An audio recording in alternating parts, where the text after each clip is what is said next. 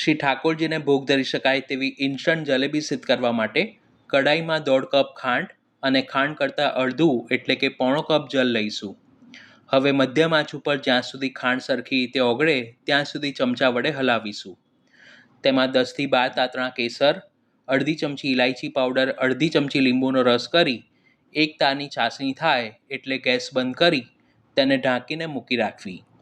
ખીરું બનાવવા માટે 1 કપ ચાળેલા મેંદામાં 1 ટેબલસ્પૂન ગરમ કરેલા ઘીનું મોણ કરી મેંદાને સરખી રીતે મોઈ લેવો.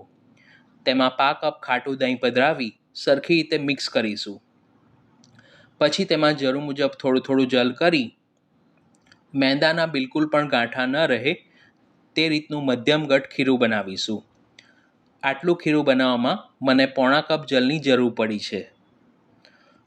હવે ખીરુંને ઢાંકીને 10 મિનિટ માટે મૂકી રાખીશું. પછી તેમાં 5 ચમચી એટલે કે 1/4 ટીસ્પૂન ખાવાના સોડા અને તેના ઉપર 1 ચમચી જેટલું જલ કરી ખીરુંને એક જ દિશામાં સરખું ફેંટી લેવું, જેથી તે ફૂલીને હળવું બનશે. આ રીતનું ફ્લોઈંગ કન્સિસ્ટન્સીનું એટલે કે ધાર થાય તેવું ખીરું બનાવવું જરૂરી છે.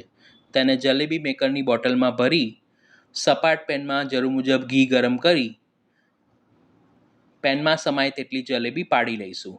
તળતી વખતે ઘીનું ટેમ્પરેચર મીડિયમ હોવું જોઈએ અને ગેસની આંચ પણ મીડિયમ રાખવી. થોડી વારે જલેબીને ચીપિયા વડે ફેરવતા જવું, જેથી બંને બાજુથી લાઇટ બદામી રંગની અને ક્રિસ્પી તળાશે.